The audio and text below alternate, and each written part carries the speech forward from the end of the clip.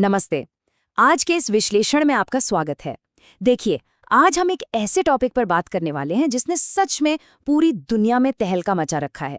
जब भी हम देखते हैं कि कोई मशीन बिल्कुल इंसानों की तरह बात कर रही है या बहुत ही पेचीदा सवालों के जवाब सेकंड्स में दे रही है, तो पहली नजर में ऐसा लगता है मानो कोई बहुत बड़ा जादू हो रहा हो। लेकिन आज हम इस तथाकथित जादू के रहस्य से पर्दा उठाने वाले हैं। हमारा लक्ष्य बहुत सीधा है, इस पूरी जादुई लगने वाली प्रक्रिया को कोड और गणित की एक स्पष्ट, तार्किक और स्टेप बाय स्टेप रेसिपी में बदलना। तो आगे बढ़ने से पहले जरा आज के हमारे रोड मैप पर नजर डाल लेते हैं। सबसे पहले हम एआई के जादू का सच जानेंगे, फिर कोड और डेटा की नींव को समझेंगे, उसके बाद गणितीय इंजन, न्यूरल नेटवर्क का निर्माण और अंत में देखेंगे कि मशीन आखिर सीखती कैसे है। चलिए सीधे अपने पहले पड़ाव से शुरुआत करते हैं, एआई के जादू का सच। हम में से बहुत लोगों को लगता है ना कि एआई कोई जादू है या कोई एलियन टेक्नोलॉजी है जो अचानक से आ गई है। असल में ऐसा बिल्कुल नहीं है। सच्चाई तो ये है कि ये सिर्फ 3 चीजों का एक बहुत ही शानदार कॉम्बिनेशन है: गणित, डेटा और कोड। सच मानिए, ये कोई रहस्य या जादुई छड़ी नहीं है, बल्कि एक ऐसी रेसिपी है जिसके सभी हिस्सों को हम और आप आसानी से समझ सकते हैं। अब आते हैं दूसरे हिस्से पर, आधार, कोड और डेटा। किसी भी 100 मंजिला इमारत की तरह एआई को भी एक मजबूत नींव की जरूरत होती है, और ये नींव बनती है कुछ खास टूल से। अब इसे ऐसे समझिए, अगर आपको किसी ऐसे इंसान से बात करनी है जिसे सिर्फ चीनी भाषा आती है, तो आपको चीनी सीखनी पड़ेगी, राइट? बिल्कुल वैसे ही मशीनों से संवाद करने के लिए हमें पाइथन की जरूरत होती है। ये इस काम के लिए सबसे बेहतरीन और आसान भाषा है। अब इमेजिन कीजिए कि एक बहुत बड़े कमरे में हजारों किताबें जमीन पर यहाँ वहाँ बेतरतीब ढंग से बिखरी पड़ी हैं। क्या आप वहाँ से कोई खास जानकारी जल्दी से ढूंढ पाएंगे? बिल्कुल नहीं। बस यहीं पैंडास और नमपाई जैसे टूल्स काम आते हैं। ये टूल्स उस बिखरे हुए डेटा को उठाकर एक साफ सुथरी एक्सेल शीट की तरह सजा देते हैं, ताकि हमारी मशीन उस डेटा को आसानी से पचा सके। चलिए, डेटा और कोडिंग की भाषा तो मिल गई, लेकिन भाई इस सबको पकाएंगे कहाँ?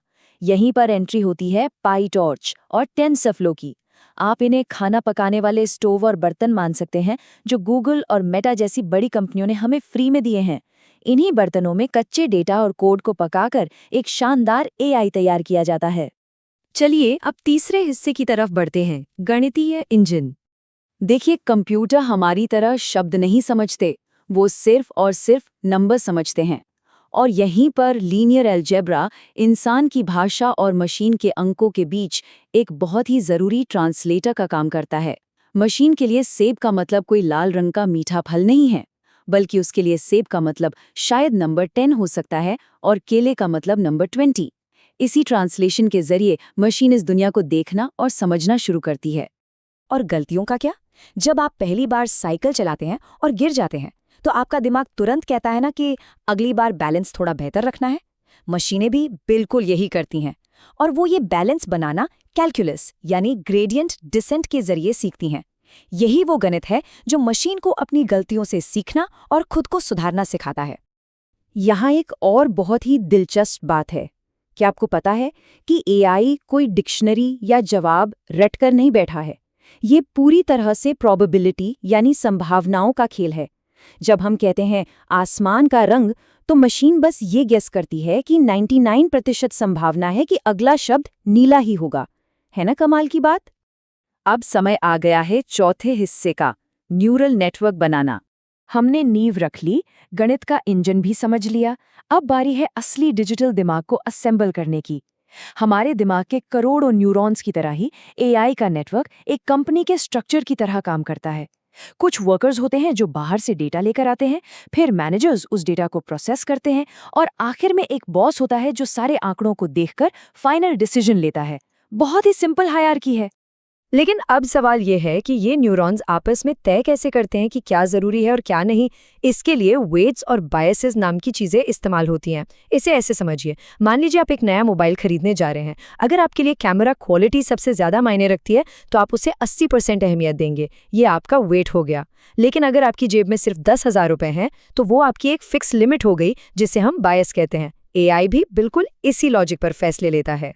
और इस पूरी डिसीजन मेकिंग में एक गेट कीपर भी होता है, जिसे एक्टिवेशन फंक्शन कहते हैं, जैसे कि रेलू। ये फालतू के शोर शराबे या बेकार डेटा को बाहर का रास्ता दिखा देता है। ये बिल्कुल हमारे स्कूल के पासिंग मार्क्स जैसा है। अगर पास होने के लिए 33% चाहिए और डेटा का स्कोर 32% है तो वो रिजेक्ट हो जाएगा, और 33% आते ही वो अगले लेवल पर पास हो जाएगा। अब हम अपने इस विश्लेषण के आखिरी और सबसे अहम हिस्से पर पहुंच गए हैं, मशीन कैसे सीखती है। तो यहाँ सबसे क्रूशियल पॉइंट ये है कि ये नई बनी मशीन अपने गलतियों को पहचानती कैसे। देखिए, एक लॉस फंक्शन होता है। ये बिल्कुल उस सख्त टीचर की तरह है जो आपकी कॉपी में लाल पेन से गलतियों पर बड़ा सा क्रॉस लगाता है। और फिर आता है बैक प्रोपोगेशन। इसे आप वो मेहनती स्टूडेंट मान सकते हैं जो टीचर की डांट खाने के बाद पीछे जाता है, अपनी कोडिंग की गलतियों को चेक करता है और उन्हें सही करता है। और आपको बता दूं, ये कोई एक बार का काम नहीं है। ये प्रोसेस, टेस्ट देना, लाल पेन से गलतियां पकड़ना और पीछे जाकर उन्हें सुधारना, बार बार हजारों बार दोहराई जाती है। इन हजारों टेस्टिंग लूप्स के बाद ही जाकर वो शुरुआती गलतियां खत्म होती हैं और हमें मिलती है एक सुपर एक्यूरेट, परफेक्ट और सोचने वाली मशीन। तो हमने एक सोचने और सीखने वाला दिमाग तो बना लिया, लेकिन जरा सोचिए, ये नया नया बना दिमाग अभी भी अंधा और गूंगा है। तो फिर ये शांत सा दिमाग हमारी इंसानी भाषा को इतनी खूबी से समझना और बोलना कैसे सीखता है? ये सवाल सच में सोचने पर मजबूर करता है ना?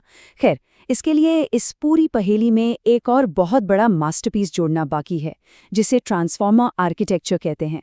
लेकिन आज के इस विश्लेषण से एक बात तो पूरी तरह साफ हो गई है।